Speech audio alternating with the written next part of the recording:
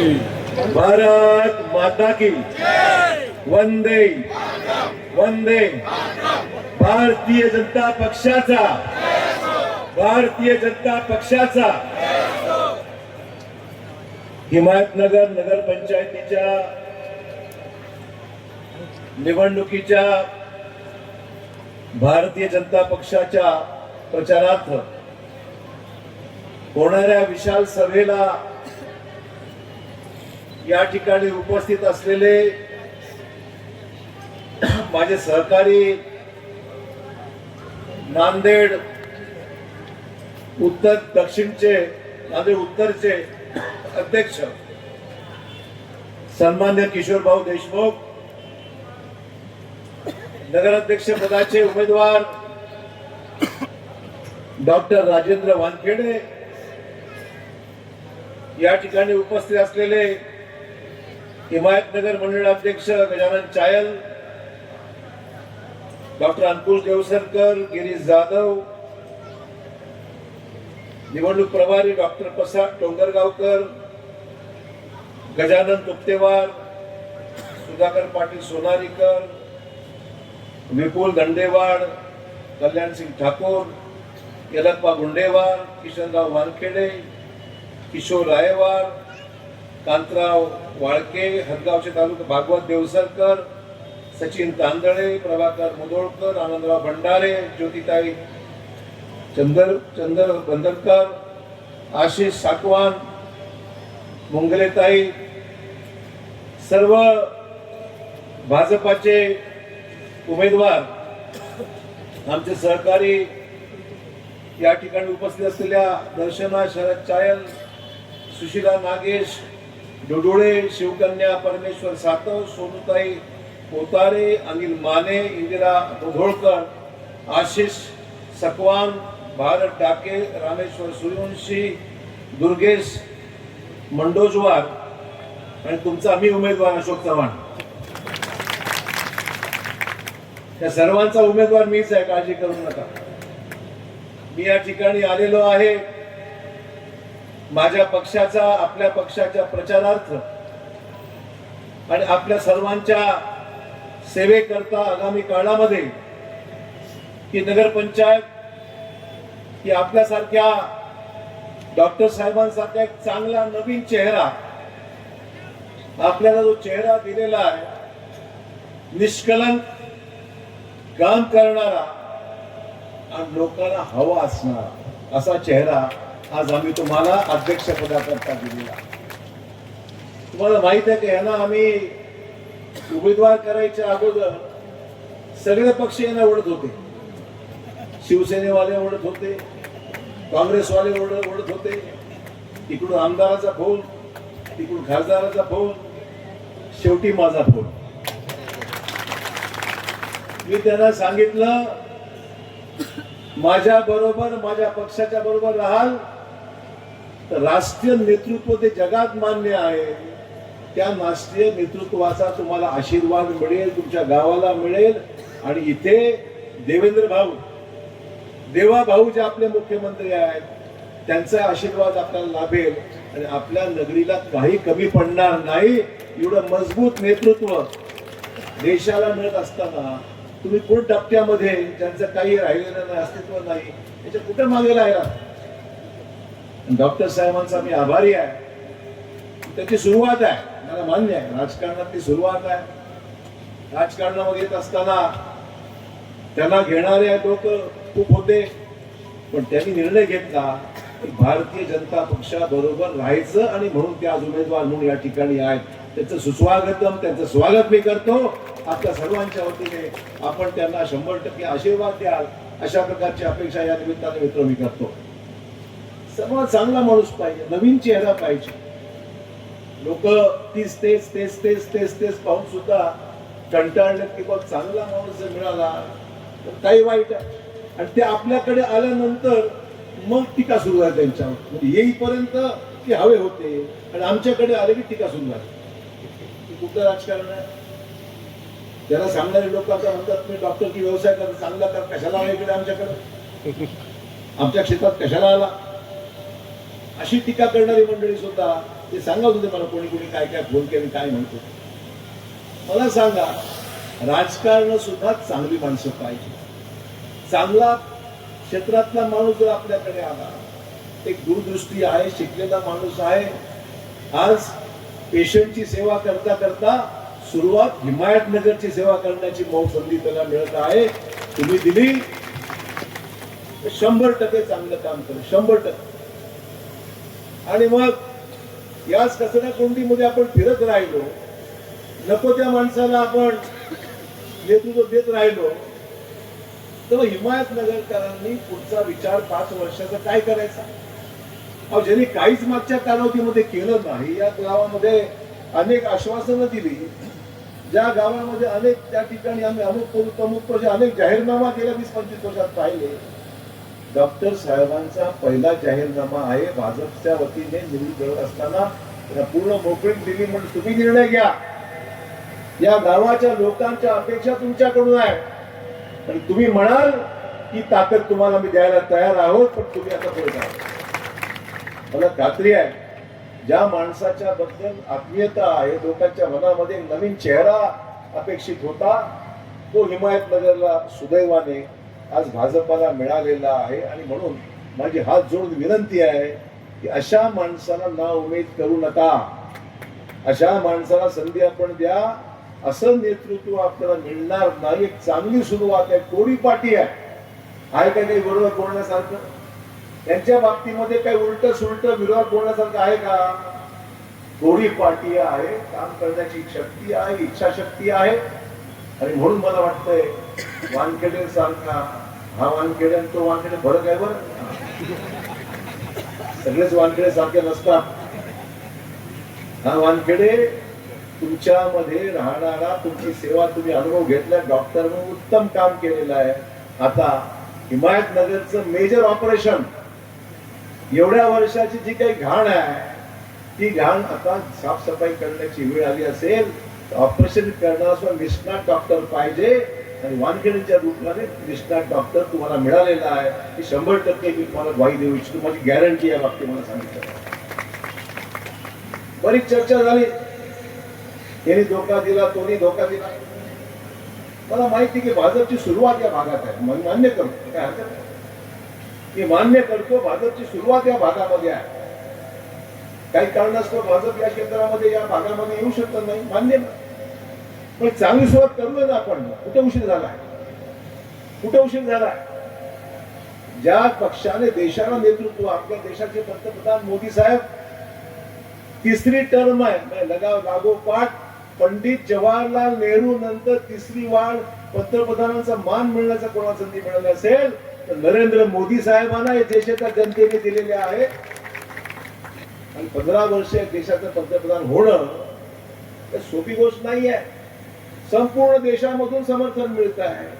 आणि कालचीच निवडणूक, बिहारची निवडणूक सुद्धा, निवडणूक आता अशी होईल तशी होईल, मोदी साहेब येणार नाहीत, 200 पेक्षा जास्त जागा त्या ठिकाणी भाजप आणि नितीश कुमार या दोघांचे एकत्र आल्यामुळे आज पुनश्च सत्ता की नितीश कुमार आणि भाजपचं सरकार आज बिहारमध्ये निवडून आलं. आता परवाची गोष्ट आहे. मग जगामध्ये चाललंय, राज्यात देशात चाललंय. देवेंद्र भाऊ या ठिकाणी 5 वर्ष राज्य चालवणार आहेत, मोदी साहेब 5 वर्ष देश चालवणार आहेत. तुम्हाला काय मागे राहायचं, नको त्यांच्या मागे लागून आपला गाव परत खड्ड्यात टाकायचं आहे का. सरकार पाहिजे आपलं. सत्ता का पाहिजे, सत्ता यासाठी पाहिजे आपल्याला की सरकारच्या माध्यमातून लहान लहान गावामध्ये विकासात्मक कामाला भरीव पैसा मिळाला पाहिजे. तर मला सांगायला आनंद आहे, काल देवेंद्रजी काल लोह्यामध्ये होते आणि लोह्यात त्यांनी सांगितलं की महाराष्ट्रातल्या सर्वच नगर परिषदा आणि या शहरामध्ये आगामी काळामध्ये त्या शहराचं चांगलं नियोजन झालं पाहिजे. या शहराच्या नागरिक गरजा आहेत, त्याला पैसा दिला पाहिजे. कधीही एवढा पैसा मिळाला नव्हता. एवढा पैसा आगामी काळामध्ये आम्ही आपल्या नगरपालिकेला देणार आहोत, जाहीर सांगितलं. आणि काल हे अजून एक महत्वाची गोष्ट सांगितली जी तुम्हाला लोकांसाठी अतिशय चांगली बात राहणार आहे, की त्याच त्यांनी सांगितलं ज्या गरीब लोकांनी वर्षानुवर्ष अतिक्रमित जागा आहे, ठीक आहे, घरांवर घर बांधले, घर नव्हती, जागा नव्हती, झोपड टाकलं, पत्र्याचं घर आहे, अशा जागा सुद्धा सरकार मोदी साहेबांनी सांगितलं देवेंद्र भाऊंना की राज्यामध्ये अशा जागा काढा आणि त्यांना रेग्युलराईज करा, नियमित करून टाका.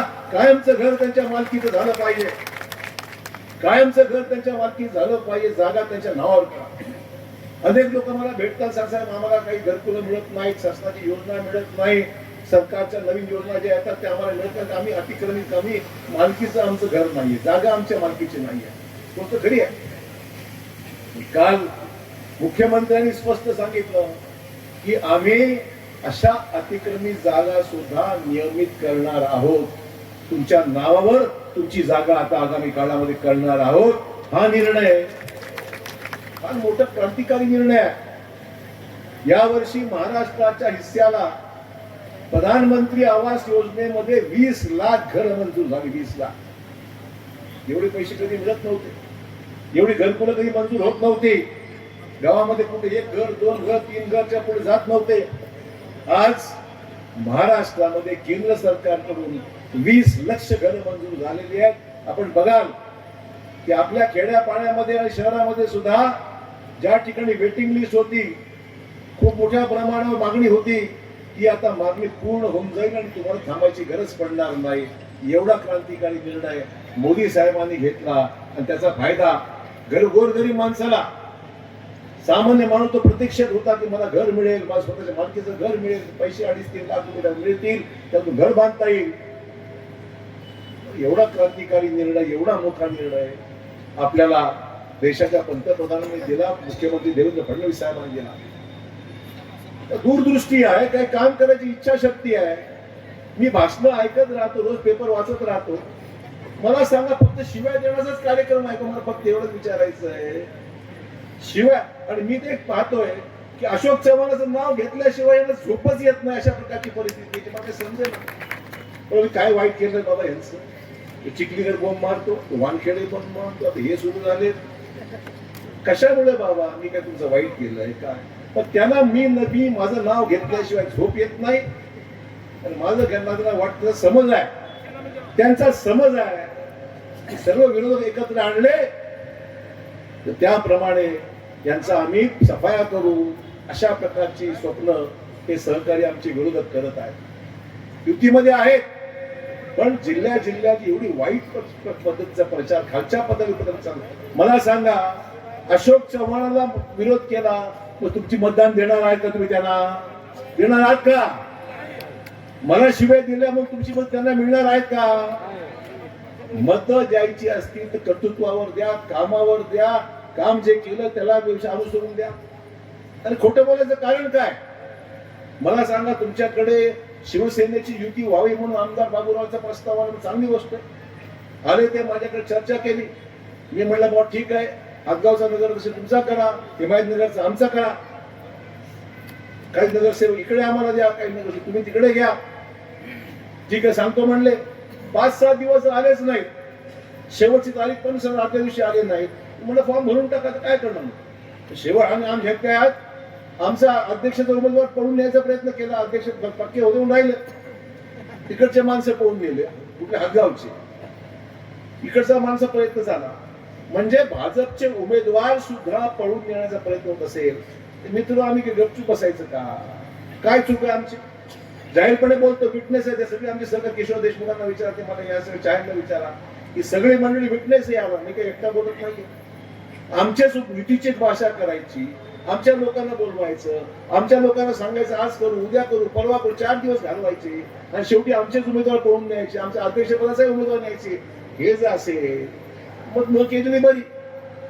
आणि त्यामुळे मला मुद्दाम सांगायचं मित्र, अशा प्रकारची युती करण्यापेक्षा ठीक आहे, जनतेच्या दरबारात आहोत, लोकांना डॉक्टर साहेब पसंत असतील, आमचे उमेदवार पसंत असेल तर भाजपाचा या जेवढे 100% उमेदवार निवडून येतील अशी मला खात्री आहे. मी तुम्हाला सांगतो, कमी खोटं तर बोलायचं नाही तर नाही, हरकत नाही, पण खोटं तर बोलू नका अशोक चव्हाणांनी केलं नाही म्हणून. एवढं आम्ही राज्य चालवलेलं आहे. राज्यामध्ये महायुती सरकार, महाआघाडीचं सरकार मी चालवलेलं आहे.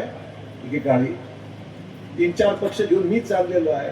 राज्याचा मुख्यमंत्री मी, भले काँग्रेसचा जरी होतो, ते 3-3, 4-4 पक्ष अपक्ष आमदार घेऊन मी साधारण 190-200 लोकांचं सरकार मी चालवलं एकेकाळी. तर मला काय चिल्लर नगरपालिकेमध्ये काय खोटं बोलण्याची काय गरज आहे? पण तुम्हाला करायची जी इच्छा नाही, आम्हाला काही द्यायची इच्छा नाही, तर ठीक आहे, मी तुमचं लढू, आम्ही आमचं लढू.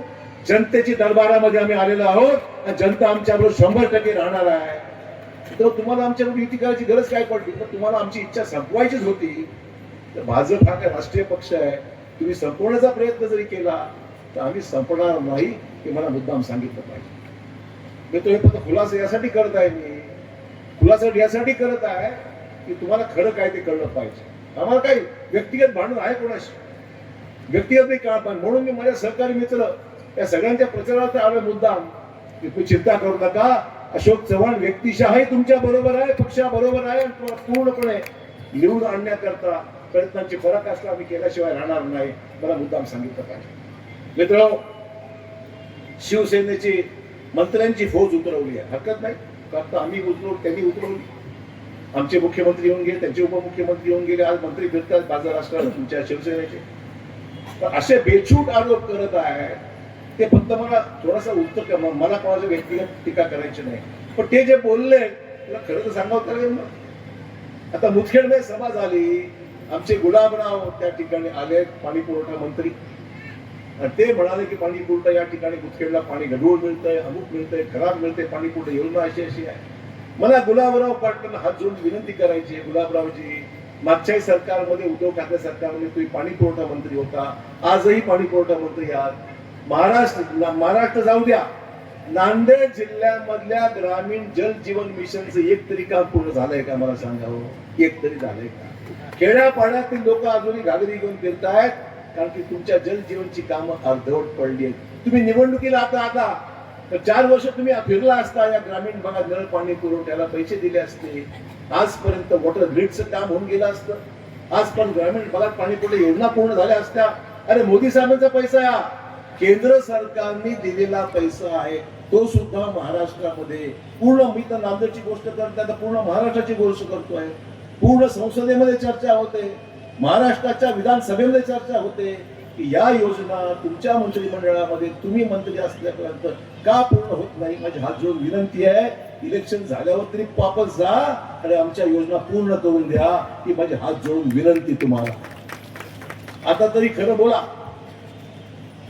अशोक चव्हाणवर टीका करा ना, हरकत नाही, मला टीकेची सवय झाली. तुम्ही मला चक्रव्यूहामध्ये या ठिकाणी अडकवण्याचा प्रयत्न करतात. तुम्ही किती जरी काही जरी बोललं, अशोक चव्हाण काय आहे ते मराठवाड्याच्या, नांदेडच्या आणि महाराष्ट्राच्या जनतेला माहिती आहे. तुमच्या सर्टिफिकेटची मला गरज नाहीये. आणि किमान बोलताना खरं, निवडणूक आहे, खरं तर बोला. बेछूट आरोप करायचे, खोटं नाटक काहीतरी बोलायचं, ही काय पद्धत झाली का हो? खरं तरी बोला. आणि आम्ही पाणी पुरवठ्याला पूर्ण करू एवढं तर आश्वासन द्या ना, शिवसेनेच्या वतीने द्या, काय हरकत नाही.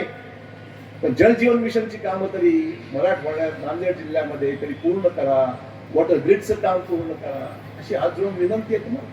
नगरपालिकेचे कामाला पैसे द्या, तुमच्याकडे विषय नाही, तो नगर विकासचा विषय आहे, तर पक्ष तुमचा संबंध आहे त्याच्याशी, त्याला पैसे द्या. वर्ष पैसे दिले नाही तर कामं पूर्ण कशी होतील? त्यामुळे मला एवढं सांगायचं आहे, ही सगळी कामं प्रामाणिकपणे पूर्ण करण्याचा प्रयत्न तुम्ही करा, माझं काही म्हणणं नाही. टीका करा, 4 शब्द हिमायतनगर मला शिव्या द्या, बिलकुल मी ऐकायला तयार आहे, लोकांना खोटं बोलू नका, अशी माझी अपेक्षा. मित्र, असं जाऊ द्या. मला एवढं सांगायचं आहे, जो रिस्पॉन्स तुम्ही आता डॉक्टर साहेबांना या ठिकाणी देत आहात, खूप मला आनंद आहे या गोष्टीचा. एक नवखा चांगला उमेदवार म्हणजे लोक 3 डिसेंबरची वाटच पाहते, तुमचा निकाल आजच लागलेला आहे की डॉक्टर साहेब निवडून आलेले आहेत. आता जर मतदान असतं तर आताच मतपेटीत मतदान, फक्त मतदान 2 तारखेला आहे म्हणून लोक वाट पाहत आहेत. तुमच्याबद्दल सामान्य माणूसला चांगला बोलतोय, उमेदवार चांगला दिला, मग भाजप नवखा उमेदवार दिला, चांगला आहे. आणि त्यामुळे मला खात्री आहे ही सत्ताचा भाजपकडे आल्यावर या ठिकाणच्या सगळ्या ज्या योजना आहेत ते पूर्ण करण्याकरता आपल्याला खूप फायदा होणार आहे. मित्र, विकसित भारताचा विषय तुम्हाला मुद्दा मला सांगायचा. पंतप्रधान नरेंद्र मोदींनी जाहीर केलं आहे की 2047 पर्यंत विकसित भारत देशातल्या सगळ्या राज्यामध्ये, सगळ्या जिल्ह्यामध्ये, कानाकोपऱ्यामध्ये विकासात्मक कामाची त्यांनी शृंखला तयार केलेली आहे. आणि आपण पाहाल एक एक टप्पा पूर्ण करीत 5 वर्षामध्ये संपूर्ण भारत 2047 पण विकसित भारताची घोषणा केली. कामं सुरू झालेली आहेत, रेल्वेची कामं सुरू झालेली आहेत, शेतकऱ्यांच्या विषयी सुद्धा त्या ठिकाणी तरतुदी मोठ्या करण्यात आलेल्या आहेत, सहकार क्षेत्रामध्ये मोठी कामं सुरू झालेली आहेत. सगळ्या क्षेत्राला भरीव निर्णय, निधी आणि त्याची अंमलबजावणी. आणि देवेंद्र भाऊंनी सांगितलंय की विकसित भारताबरोबर विकसित महाराष्ट्र. विकसित महाराष्ट्र करत असताना महाराष्ट्रातल्या सर्व घटकांना, आदिवासी आहेत, मागासवर्गीय आहेत, मराठा आहेत, ओबीसी आहेत, सर्व समाजातल्या सर्व घटकांना न्याय देण्याची भूमिका ही आपल्या सरकारने त्या ठिकाणी घोषित केलेली आहे. विकसित महाराष्ट्र म्हणजे फक्त पश्चिम महाराष्ट्राचा दुसरा भाग नाही. विकसित महाराष्ट्रामध्ये विकसित मराठवाडा आहे, मराठवाड्यामध्ये विकसित नांदेड आहे, आणि विकसित नांदेडमध्ये विकसित हिमायतनगर नक्की 100% आहे. आणि त्यामुळे आपण विकासाचा विचार करणार आहोत की नाही. निवडणुका या फक्त स्थानिक महिनाभराची निवडणूक आणि 5 वर्ष सत्ताधाऱ्यांची मजा असा विषय एवढा सोपा राहिलेला नाहीये. लोकांच्या अपेक्षा आहेत, लोक बोलून दाखवतात. सोशल मीडिया एवढा झालाय, काय झालं हो डॉक्टर निवडून आले, पुढे काय केलं, आता काय केलं, पुढे काय करणार. चव्हाण साहेब आले, हे सांगितलं होतं, ते सांगितलं होतं. त्यामुळे मला सांगायचं एवढंच आहे, उत्तरदायित्व याच्यामध्ये आहे. आम्हाला फक्त काहीतरी बोलायचं, निघून जायचं नाही, परत इकडे यायचं हिमायतनगरला. गुलाबराव पडला आता इकडे येतील, आणि नंतर केव्हा येतील? 5 वर्षानंतर.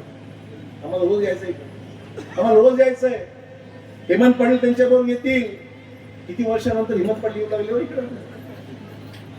म्हणजे आधी नांदेड शहरात आले, तिकडून लोकांनी नाकारलं, नांदेड लोकसभेला नाकारलं, हिंगोलीमध्ये आले, हिंगोलीत नाकारलं, कुठे गेलं? वाशिम.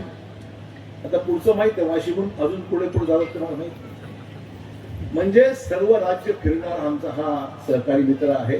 राज्यातल्या सर्व जिल्ह्यात जाऊन प्रयोग करायचा आणि मग यायचंच नाही ना, काय कामच करायचं नाही, परत यायचं कामच नाही. आम्हाला यायचं इकडे, आम्हाला यायचंय. त्यामुळे या सगळ्या गोष्टीला तुम्हाला फार बारकाईने या ठिकाणी पाहावं लागणार. गावातल्या मूलभूत सुविधा आहेत. आपल्याकडे काम आपल्याला करायचं असेल तर नुसतं आरोप प्रत्यारोप करून आपल्याला